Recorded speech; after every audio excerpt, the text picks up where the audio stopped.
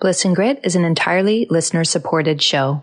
Supporting us is also designed to support you through keeping the episodes rolling, but also through rewards for your donation, like a getting started guide, a private forum, and downloadable meditations. To become a supporting member, you can visit patreon.com/bliss and grit.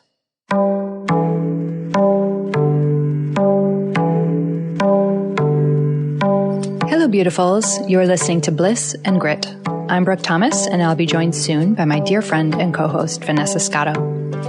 On the show, we're talking about being on the awakening path, and what does that actually mean? What is a real evolution of our lives? How do we ultimately embrace everything, all the beauty and crazy, the joys and the messes, the bliss and the grit that is a human life? In this episode, we're excited to catch up with each other and to integrate some of what we've experienced recently in the presence of so many amazing guest conversations, in particular, our recent one with David Thomas. We're exploring conditioning again, but after being with David, we're posing the question to ourselves, what if it's all conditioning? What if, while we're in ego consciousness, all of our thoughts are simply products of our culture and lineage that become habitual? And if so, what would that mean about how we can shift out of our chronic patterns of suffering? If you're enjoying the show, there are a few ways that you can support us. You can write a review on iTunes or on our Facebook page. You can head over to blissandgrit.com to subscribe, which just sends you our weekly digest. Or you can become a supporting member at patreon.com/blissandgrit. Also, Vanessa and I do work privately with clients as they navigate this path, so sessions with us can be another way to support our work and, at the same time, to get some good support for yourself. Last thing before we head into the conversation, Vanessa and I do swear. I recall being full-on potty mouth this episode here and there, so headphones if you have kids around. Okay, here we go. Hi, Brooke. Hey, Vanessa.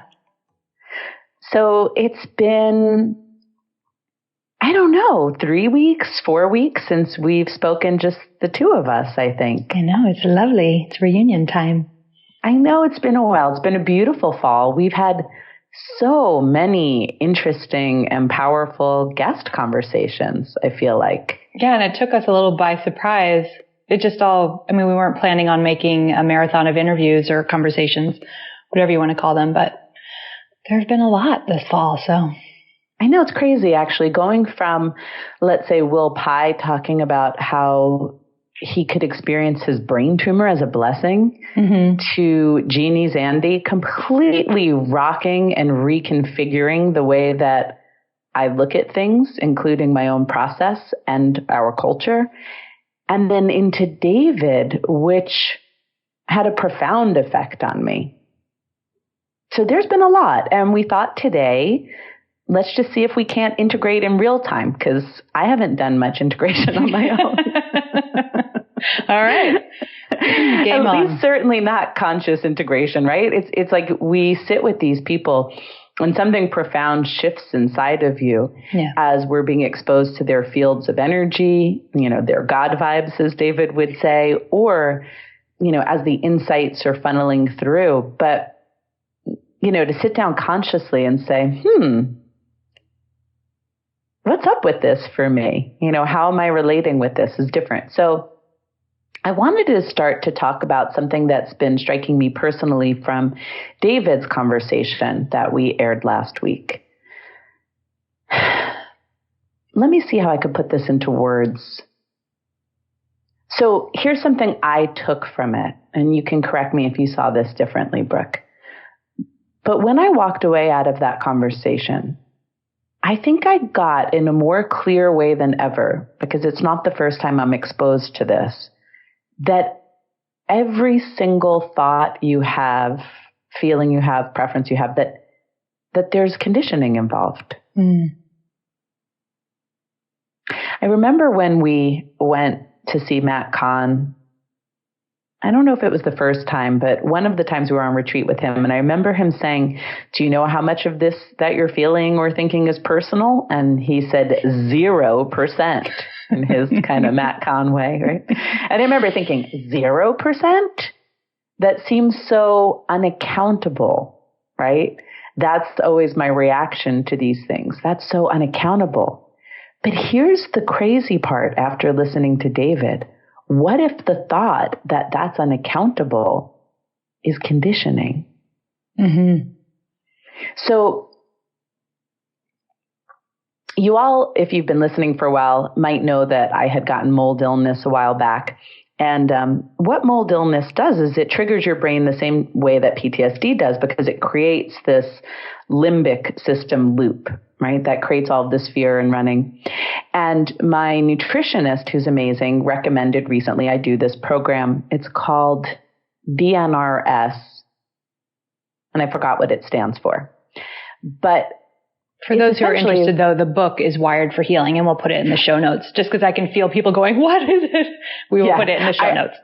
I got it. Dynamic neural reintegration, something like that. Mm-hmm. But ultimately, it's a rewiring of your brain. Now, you and I, Brooke, read this book, Wired for Healing, and it struck us, it's a really powerful thought process that we can rewire our brains. But they were talking about turning away in a certain regard, like not allowing your focus to stay on your body, your health, your negative thoughts, and rather turning towards other aspects of your experience that were happening at the same time. And hopefully a positive one or a grateful one. And you and I are like, I don't know, total spiritual bypass. But when my nutritionist was telling me about it, because she had participated in the program, she said, that's just your conditioning saying that. Mm. Now, that's kind of interesting. And I do want to talk about bypass and how we discern from this, because that's a very real thing. And we all know that. But let's just, for the beginning, start to explore the crazy, amazing, potentially liberating notion that most of what we're thinking is taught to us by a broken culture and often, sadly, by an unhealthy lineage. Mm-hmm. Yeah, who've existed within this broken culture and broken many others. Culture, back through time, going way, way back. Yeah, this is, so what it's brought me into contact with, because you and I have talked about this some just conversationally, we do talk off the air, in the last week. And I would say David's conversation with us has been dismantling me in some pretty wonderful ways. Like, he feels like a bright light that's just like rushing fresh air, just fresh air here, God vibes only. So it's affected me deeply and is affecting me deeply. Like, that continues to percolate and move through the system. And what it's brought me really intimately in contact with is when you're on, for lack of better terminology, this path, as you go and go and go and shed and shed and shed and come more and more into contact with your self, capital S, and with reality, capital R, and whatever all these faulty words are that we want to use, that the subtlety, the nuance that you have to have the capacity to hold, and by hold, I mean living it as an inquiry, like there's this curiosity. Like, is this true? This little felt sense over here? What about this? Like, that you're always willing to inquire. Not in the Inspector Gadget kind of monocle hunting down, playing detective kind of way, but in this very deeply subtle way. So we can say that there are things that you and I hold very dear and are hugely why we do this show. And those remain true. And then they just keep dissolving into more and more and more refined layers. So some of the things that we hold very deeply, very much in our hearts, that we want to bring forward in our own lives, in our own selves, and in the world, are like the harm of spiritual bypass, the harm of spiritual ego making, the way that positive psychology, power of positive thinking, law of attraction can be annihilating to individuals and be abusive. These are all things that we hold incredibly dear and still do and are very true. And then because we are all in innocence conditioned in a culture of duality, we just do play hot potato for a long time. You know, like we can get to a deeper layer of truth about conditioning or spiritual bypass. And like I can see, I'll have this epiphany, this clarity about spiritual bypass, in particular in myself, because that's the only thing we actually have. So maybe I'll see the way I was spiritual ego making, right? And like, oh, I was doing that thing where I kind of turn away and, you know, whatever it was in any given moment, because there's plenty of times, plenty of layers that's happened. And so it's like hot potato, like, okay, so that's not the thing to do anymore. So I'm going to go to the opposite extreme.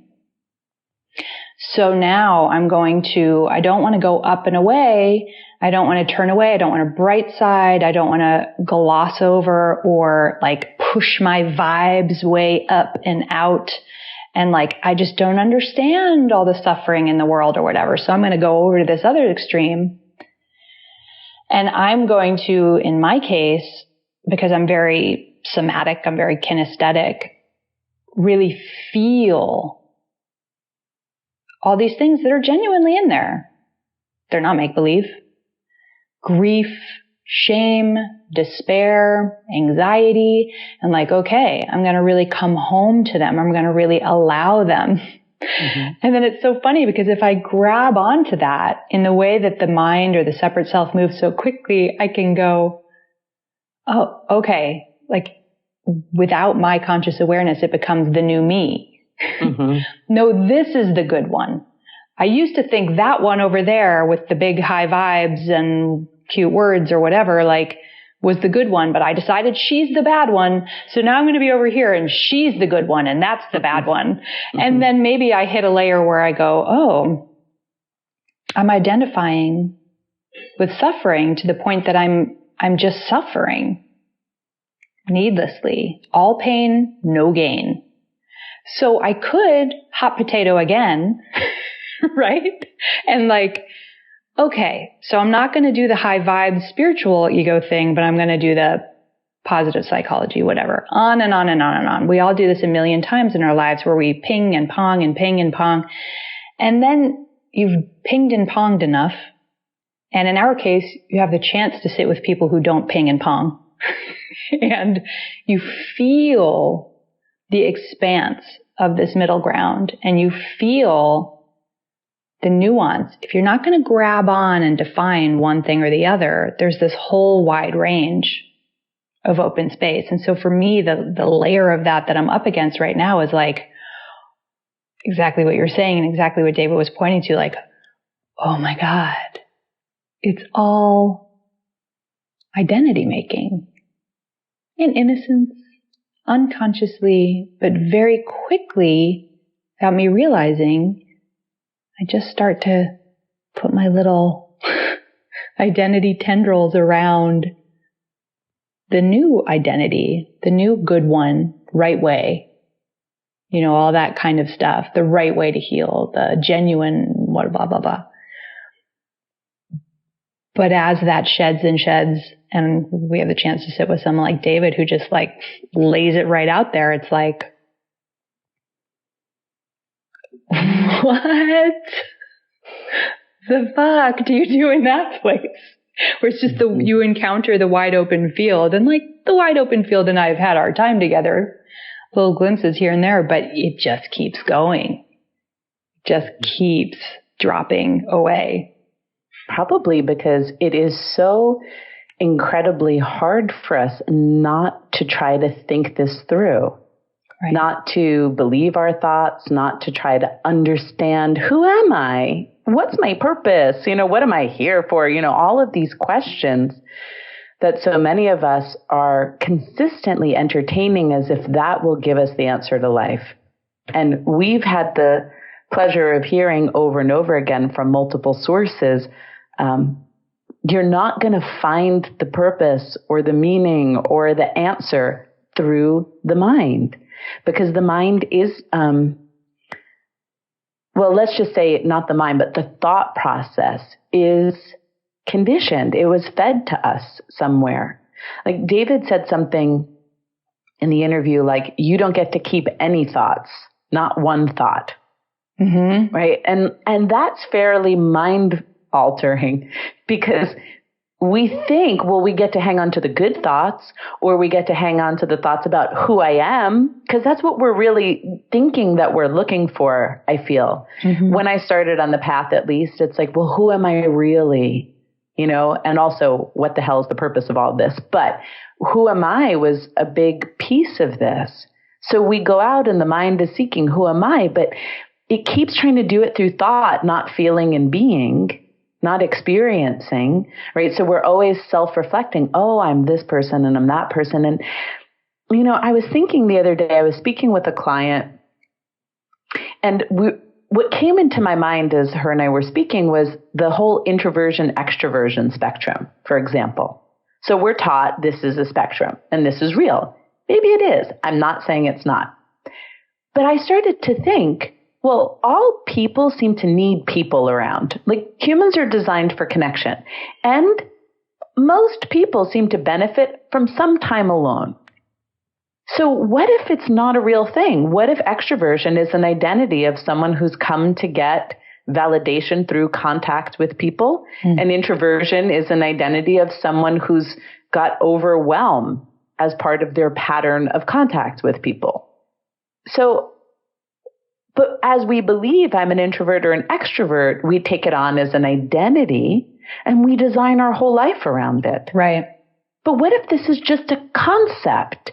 You know, in David's interview on Buddha at the Gas Pump that Brooke and I both found him through, that was how we first contacted him, he was telling this story about school, and you and I touched on this a little bit in our interview, but he didn't really get into it. And he was talking about how the first time he learned words like knowledge and realized there was a K in front of the N, but the K was silent. He had this very deep thought, like, holy shit, everyone's just making shit up. Yes, like, this is garbage. Like, right. Oh, if you say so. Making up rules, right? And, you know, I remember years ago reading a quote by Steve Jobs, and he said something to this effect, like, once you realize everyone's just pretending and everyone's just making stuff up, right, you start to be able to play with the matrix differently. He obviously worded it different than I'm saying it, but and I thought that was a really groovy quote. Than David. Yes. Yeah. I thought that was a really groovy quote, but I don't really think I got it experientially, but I'm starting to get it. Like, hot damn, everyone's making shit up. Like, I might be worried about what so-and-so thinks of me or so-and-so thinks of me, but why? They're just making stuff up. Right? They don't actually know. They don't have deep contact with me. Or reality half the time. Right. They're just doing what they were taught about something from someone else who was probably fairly dysfunctional and didn't have contact with reality, and they thought, and mostly it's my thoughts about what they're thinking. So it's not even them. So it's just me making stuff up.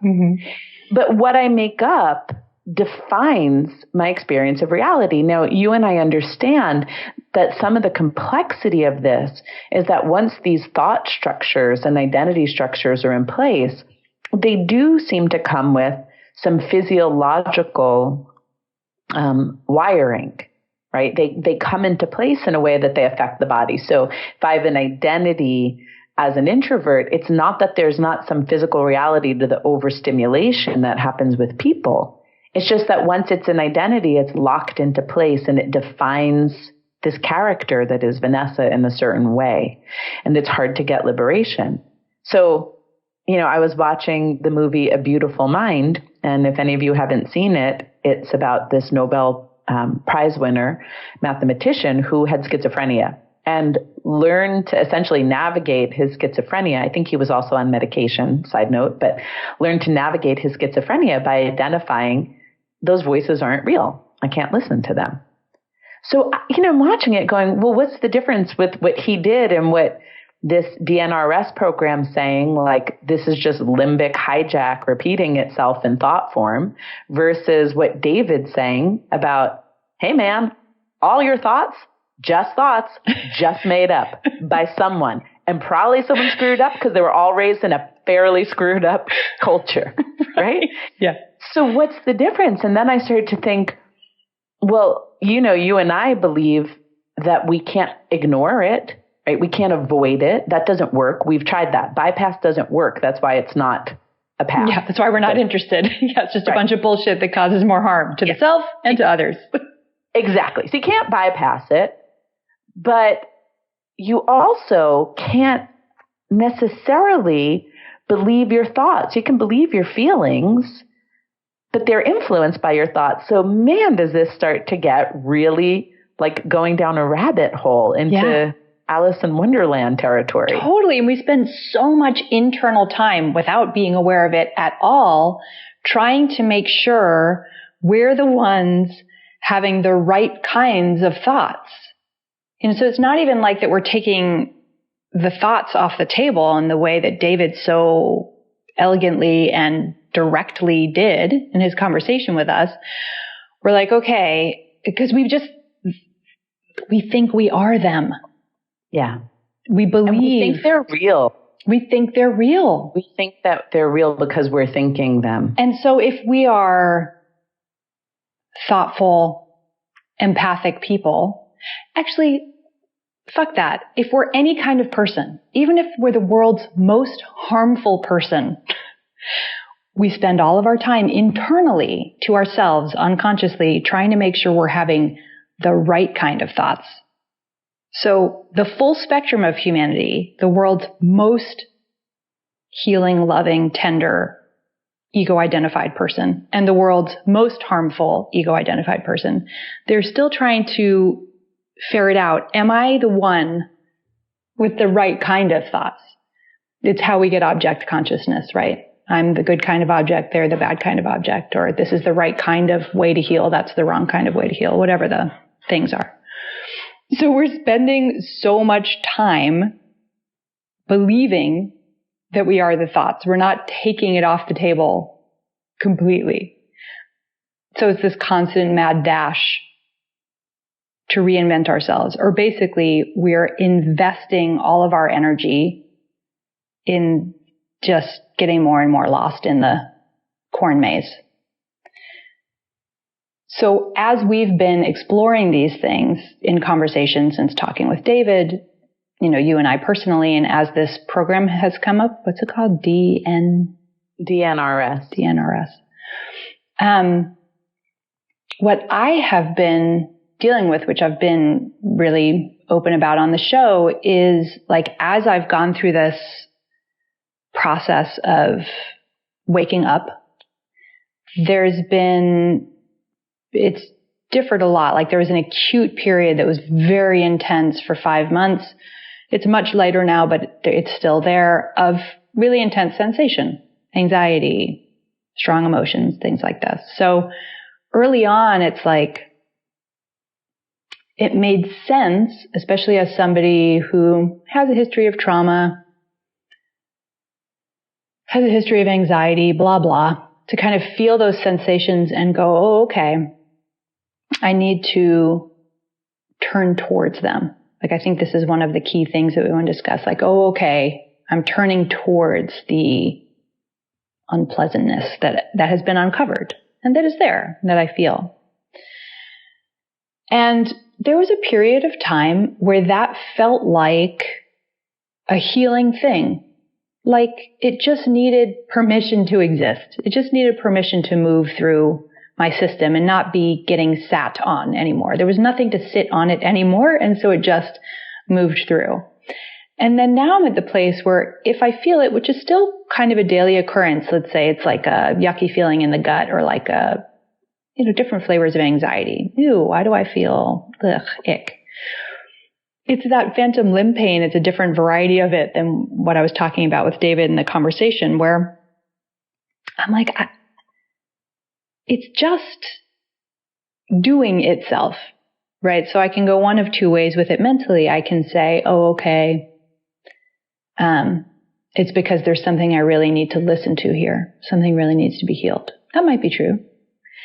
But the other one is like, no, it's just a fucking habit. At this stage, it's really just, and it's because it, in innocence, so quickly got wired in my mind. It's important to always turn towards these ick sensations, which had this funny way of like holding ick sensation in place, because it was like, oh, it's like playing fetch with your dog, right?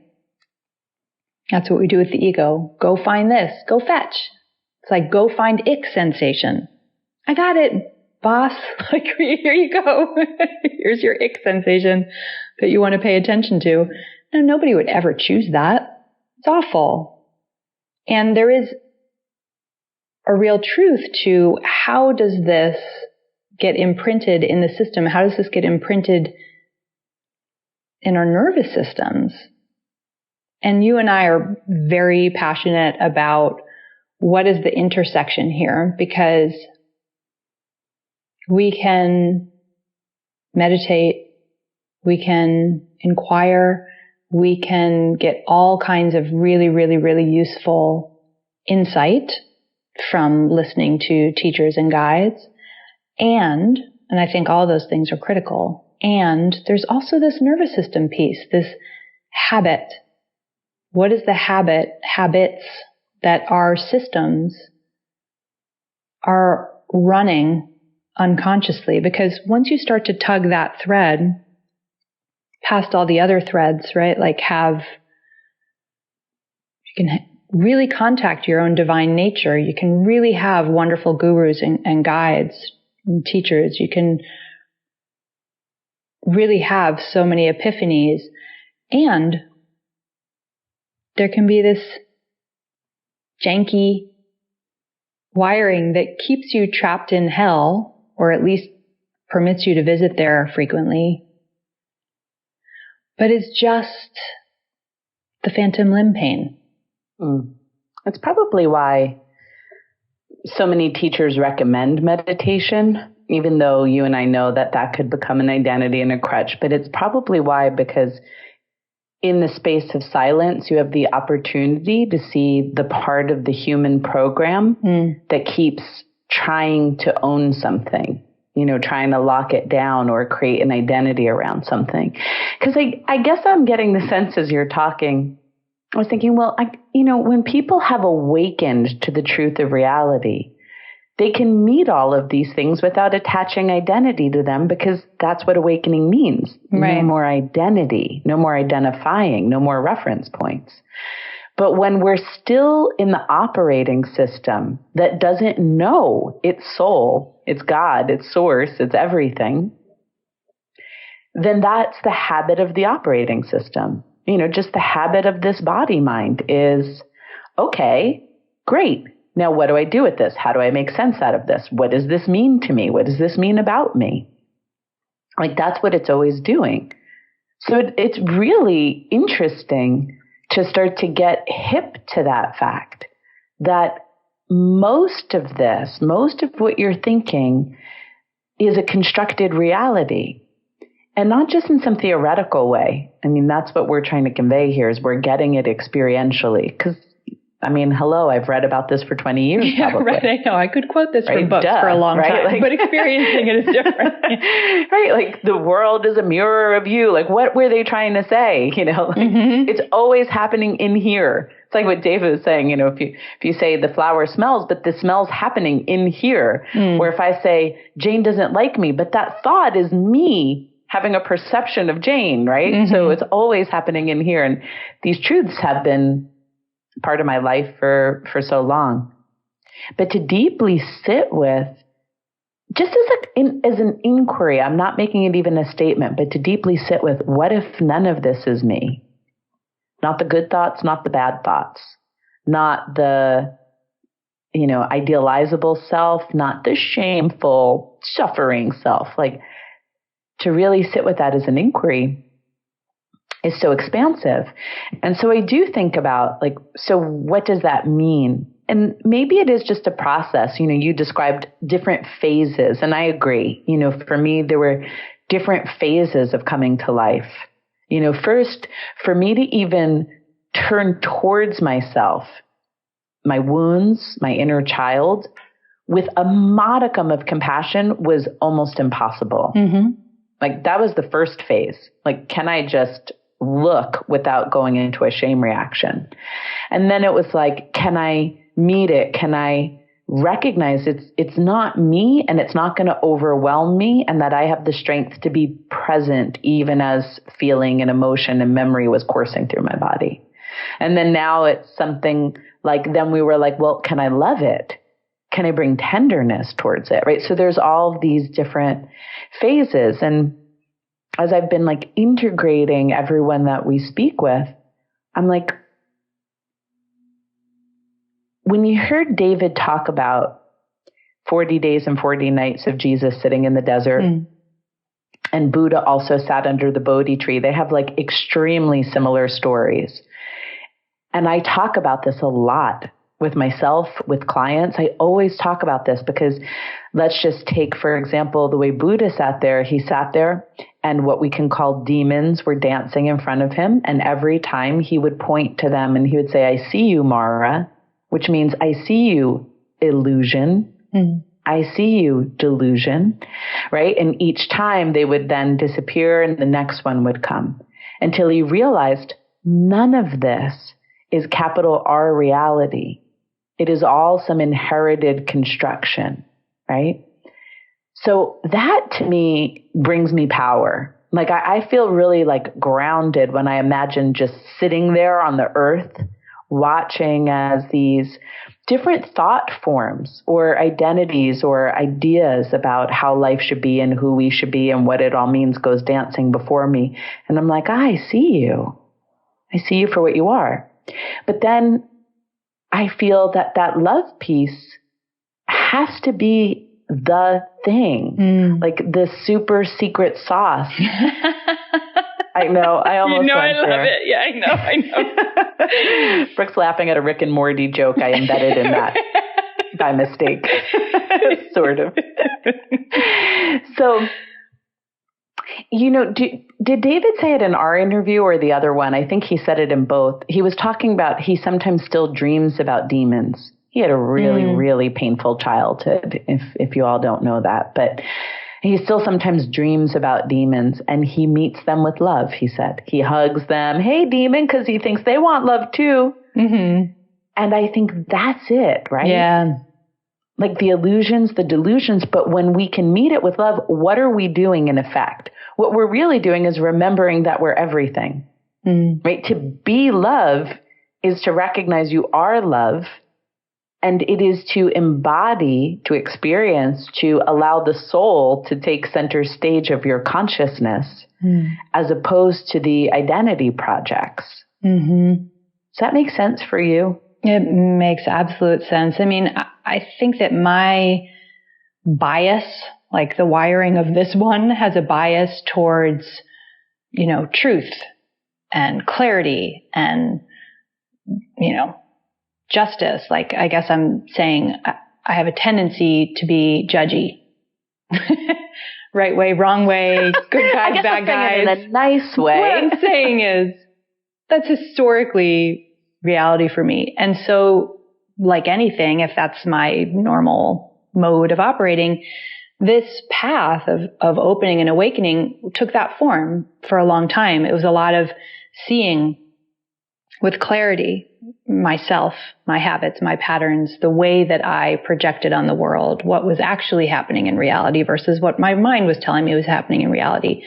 That kind of clarity was and is so healing for me. But because I'm prone to taking that to an extreme called judgment, what that meant was there was a way that I was waking up to the mechanics of the separate self.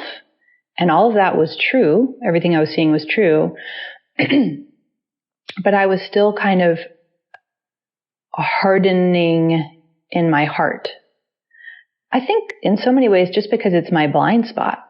Like it was just totally unfamiliar ground, you know, so I could see with a great deal of clarity, but I would spend my time being like, you know, I see the right way. I see the pain body in me or in the culture, or I see blah, blah, blah.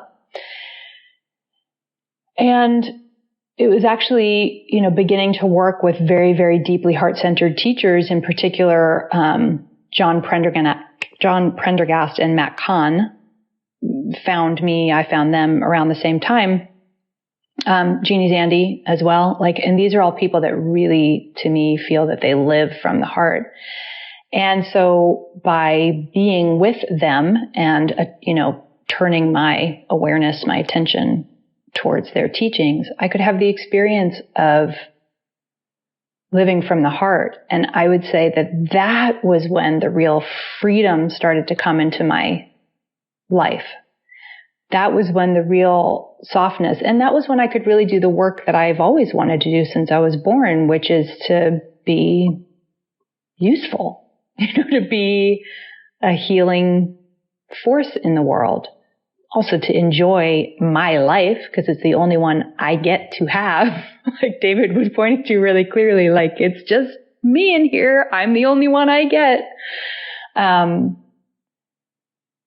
But that I could finally meet the world and myself at the same time from a loving place. And it was this really profound epiphany of like, oh, that's the real thing. Because if I'm always like taking the scalpel to find, and I think we can do that with the kinds of conversations that you and I are having right now, like, okay, if it's all conditioning, if it's all thoughts, if none of it is me, I'm going to get out my scalpel.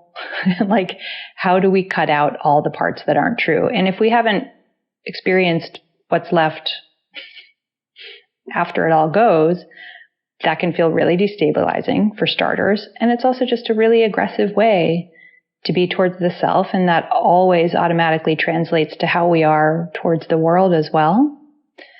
So I have come to the place for me, again, because like my pendulum swing can benefit from swinging a little more over towards the heart side,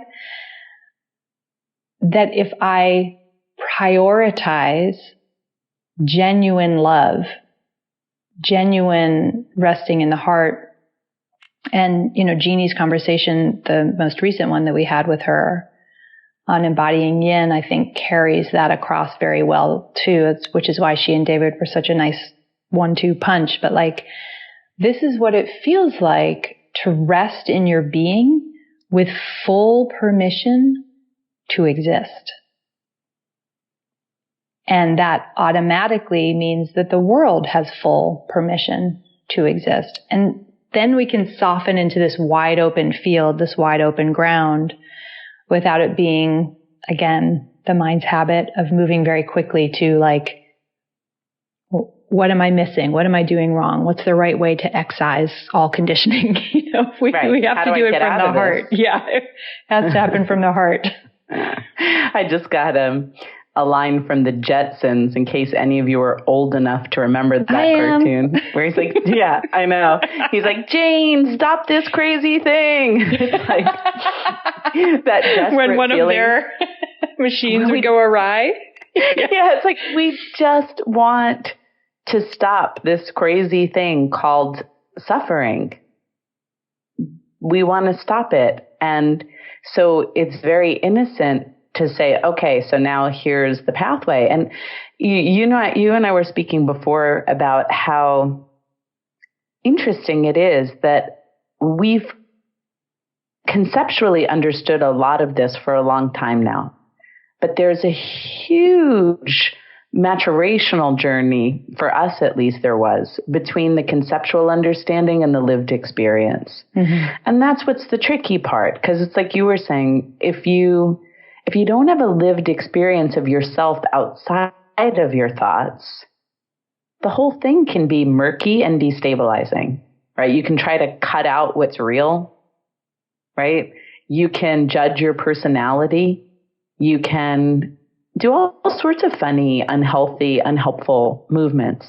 Sort of like if we were to look for a basic rule of thumb, if what you're doing leaves you feeling nothing but the void, something's off. Right. If what you're doing leaves you feeling nothing but fear and suffering, something's off. Mm-hmm. If what you're doing leaves you feeling a little of relief and a little tenderness, maybe that's a good path. Let's keep exploring, mm-hmm. right? Let's stay curious to the ever-changing, ever-unfolding kind of journey ahead of us. Because it is interesting. I mean, you and I know even these wonderful awakened teachers that we speak with, they all have personalities. Mm-hmm. There's something that doesn't get cut away. But this identity structure that we're constantly creating and recreating, that's what falls away. But that's so inconceivable because we keep trying to conceive of it through the mind. Mm-hmm. And I think that was the other thing that David kept offering back. And, you know, quite frankly, a lot of teachers keep offering this back. But since he was the recent one we spoke with, he kept offering back, like, you're only your being. You are your heart. Mm-hmm. You are that, which is unnameable, which is ununderstandable. La, la, la, la, la, la, la. Right? Remember that story that Matt Kahn told about how there's like, you know, the gates to heaven, and you know, it's like the ego walks up to the gates, like the ego personality walks up to the gates, and the angel's like, you can enter heaven. And the ego's like, okay, great. Let me just understand one more thing about this. Right, exactly.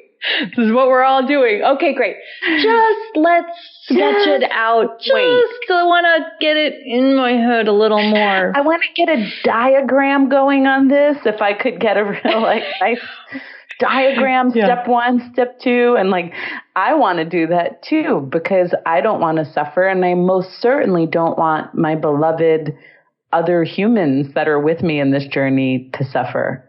I mean, I wanted to add, and I know this is a little going backwards, but when you were talking about judgment and the mind kind of dissecting, well, then wouldn't you think that that means that separate self is active? Because how can you judge if separate self isn't kind of pulling some of the visual and auditory perceptions? Do you know what I mean? I do. Yeah. Because if everything's one, what's there to, if you know you're God and everything's God, what's there to... Right. Yeah. Yeah. So there's a way that it can perpetuate itself. Yeah. Right. Because it's like, I'm going to pull all the threads, or I'm going to take out the scalpel and cut out all the tumors, but it needs to believe that the tumors are real. Right. It created the problem. It gave you the problem to solve, and then it tries to solve it. Right. I got this. Yeah. And it might be clear, right? You don't have to, tolerate an abusive relationship. That's pretty straightforward. But that's called discernment, not judgment. And Right. But you can do this thing of they're behaving abusively, right? That's clarity. That's clarity. But you can scalpelatize it. I love that we're inventing so many words this episode by being okay, and what does that look like? What was it in me that allowed it? And and you can just spend forever punching holes in the fabric. I know. Well, remember when David said, your ego structure will keep putting guards at the gate to heaven? Yeah. And so helpful. I love that. Guards to the gate. So good. Right? It'll put judgment and if everything's going good, it'll put, bliss as the guard to the gate to heaven. I'm just drooling on the couch. Caught up in the heaven realm, nothing here, right? Who wants to get out of, that realm into reality, right? Into capital R reality. So I just think, it's really funny. And if we can be lighthearted about it all, which sometimes is a real agonizing movement since things are painful and it's hard to be lighthearted. But ultimately, we know that's what it's about, being human. And maybe that's why you need friends on this path, right? So that at least we can laugh about this stuff together, because, we're talking about in what we believe to be human potential awakening, that we believe that to be part of a potential that a human has to evolve. I don't know if evolution is the right word, but it's part of their capacity and potential. But it's like big deal shit, right? Like, yeah, to say the least. Yeah, we're talking about things that like aren't, I don't know. In some ways, don't you feel sometimes, Brooke, like, I almost feel like, why, if we're meant to awaken, did they give us minds and bodies that are this confusing? I feel that way a lot of the time. Where I'm like, this just doesn't make sense that this much hell realm what kind of game is this? is possible here. Well, it just seems like a really confusing game of life, because even as we touch reality, like, and we touch truth, and then next thing you know, all the identity structures like tumbling back on themselves. Like, right. Why aren't we here to see that? I mean, I can't say who really knows, but I just think that if we start to get curious, like whenever I run out of a way to understand things, I just go back to the basic, just put a question mark next to it. Mm-hmm. You know, like just put a question mark. I'll give you one more example. When I was listening to testimonials for this program I mentioned, DNRS, which I haven't done yet, everybody. So, but I'm deeply considering it. When I was listening to testimonials, there was a woman on the website. She was a yoga teacher. And she was getting more and more sensitive to EMFs, more and more sensitive to noise, more and more sensitive. And she was saying, I started to think I was having superpowers even, which I completely relate to. Mm-hmm. And I think a lot of sensees do. You know, it's like, oh, I'm getting heightened perception. So she goes through this program, which is basically a training for your limbic system to rewire and retrain your limbic system. And, you know, it goes away.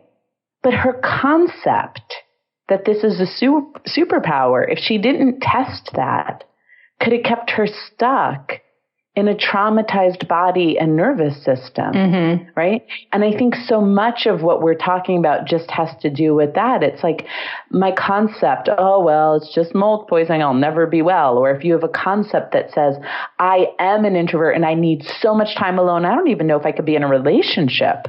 Or a concept that says, you know, to suffer is the benevolent act, and I am a benevolent person, therefore I am the sufferer. Mm-hmm. All of these are concepts, but is it really true? Yeah. And I think that's the cool part. I love the question mark pointer. And, you know, the other thing I'll just say, because you and I are slow motion living out this process in public. And so people are listening to these conversations, and everyone we interact to who listens to the show is on their own path. And so sometimes there can be some concern or annoyance of, is it always going to be 3 steps forward, 1 step back, 2 steps forward, 2 steps back, and, you know, just to counter that movement a little bit of the mind of like, this is murky and annoying and never ending, and it's never ending for Brooke and Vanessa, which means it's going to be never ending for me too.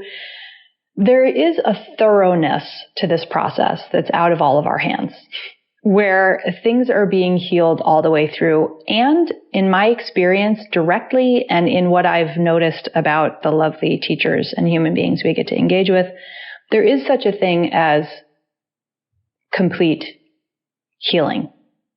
In, let's say, for some people, it's like a big, you know, like Byron Katie, David Thomas, reading Jan Fraser's book, When Fear Falls Away. I read that in the heart of my dark night, and I spent the whole time reading it being so annoyed with her, because she was just like, I don't know, fear went away, it never came back. I was like, fuck you. Not helpful. Actually, I loved her book, but it was very painful to read it at that time, because my experience has been in that it's much more tenuous. You know, a big opening and then whoop, back in prison, and big opening and whoop, back in prison. But then things will clear at the root structure. And I understand what someone like Jan Fraser was saying in her memoir, where it's like, I can't go back in. I can't even see the box anymore. Like know what you're talking about. And we can see this if we kind of zoom out on ourselves and our own trajectories too, that there are ways that we used to operate that felt true. And now it's like, oh my God, that would not have stuck to me for 2 seconds now, because let's say if there's somebody who's mistreating you in your life, or a belief system that you need to tolerate terrible living conditions or whatever, you're like, oh no, now I can just see. So there is such a thing as healing through to completion, but this journey, if everything's love, if God is love, it wants actual heaven for us. It doesn't want like kind of, sort of better. Like it's going for all of it healed all the way through. So that is an action of love. And then that happens in very different ways and different paces for all of us. But I think it's important to attend to it's never ending voice. Yeah, I think that's a really good point. It was almost like even when we were speaking with Miles Neal, and I'm like, wait, we should talk about some of the good news, because, we're on fire about the bad news here. And I think that is always helpful to point towards, because I'm a completely different person. And I still never really can go back to the shame that I had before. Mm-hmm. I never really could. I can't go back. What happens is when my limbic system is utterly hijacked physiologically, the shame thoughts dance through the head. Mm-hmm. But I can see them and say, you're Maya. But it doesn't mean I'm comfortable. Almost like if it's like raining outside and you're chilly and the rain's going to pass. Like it's not life, but it's not comfortable. It's chilly. Yeah. I'm still chilly. Right. It's like that. But there is such good news, because, when we talk about dimensions of reality, like every dimension of reality has a different way that healing happens. So sometimes, I'll say to people, it may feel like you're dealing with the same issue. Like, let's say the issue is fear of money, or, fear of relationship, or whatever the case is. In level 1, you have a certain way that you're going to interact with. In dimension 1, I'm making this shit up, you guys. There's no numeric dimensions, just for conversation's sake. You're going to go through a certain process.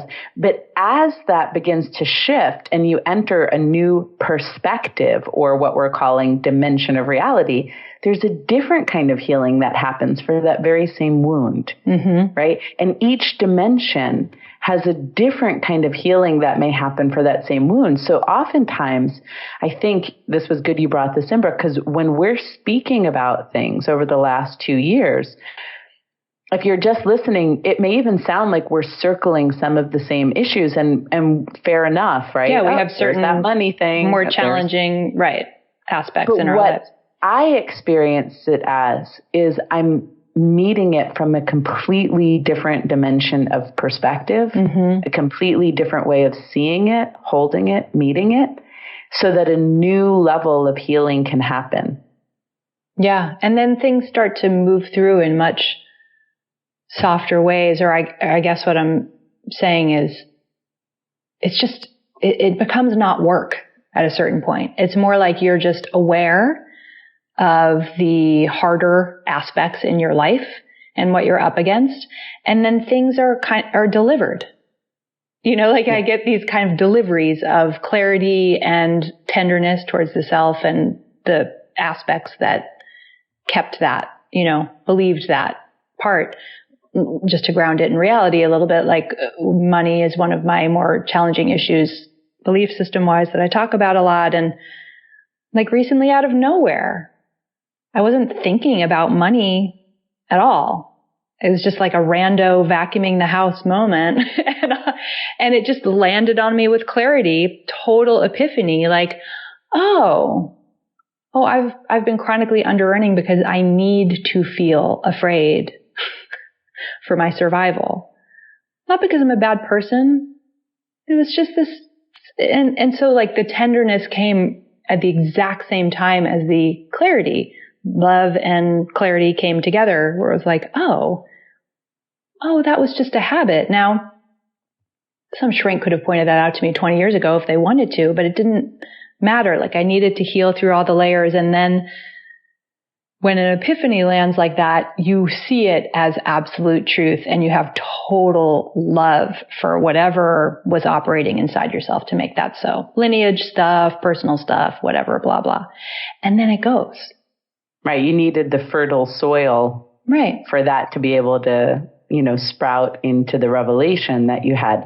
The kind of revelation that really shifts things. Yeah, where you're like, you can't believe anymore. You're like, I see you, Maya. In this survival fear. But it's like, oh my gosh, all this time. And there's no shame or berating of the self. Like, I can't believe I was doing this to myself all the time. I wasn't plotting or planning it.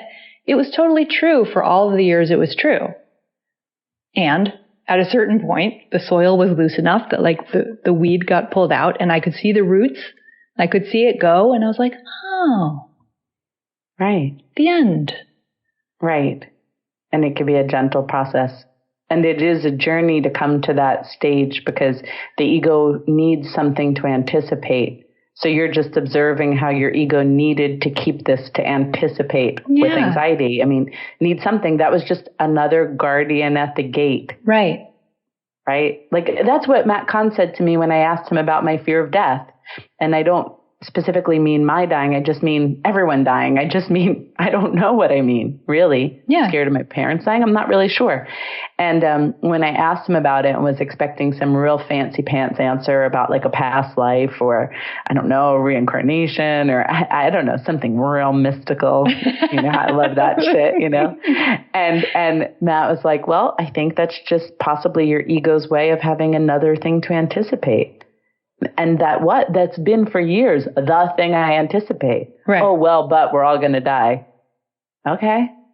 Just another thing to anticipate because it's the guard at the gate to heaven. The ego can't give up blaming, shaming, judging, or anticipating. Those are the movements of the ego. Mm-hmm. So if you notice that those things are looping, okay. Hi, Maya. There's hey, ego. guardian.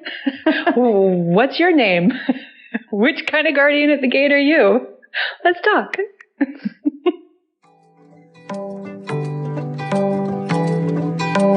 Thank you so much for listening to today's show. The show notes, including any resources we'd mentioned, live, as always, at blissandgrit.com. And the specifics related to this show, I think we were a little resource heavy this time around. They will be within this episode's specific post. You can chat us up and support the show in a few ways. First, there are Instagram and Facebook. We're there frequently. Or you can become a supporting member at patreon.com/blissandgrit. That's where we have the private forum and also some resources like meditations and a getting started guide for a small monthly amount. And Vanessa and I also work privately with clients all over the world, thanks to the magical internet. That's how we make our livings. So if you want some support on the path, that's also available. And that is linked on the Bliss and Grit website, or you can go to vanessascotto.com or brookthomas.me. We're very grateful for all of our supporters, all of our Patreon members, all of the listeners out there, the reviews you've already written, the membership support you've already provided, and of course to our beautiful clients who we are thrilled to be able to work with. And so until next time, actually speaking of next time, we are currently at SAND, the SAND conference in San Jose, California. So we may be skipping an episode next week unless we find a miraculous pocket of time, which does happen. Okay. See you next time.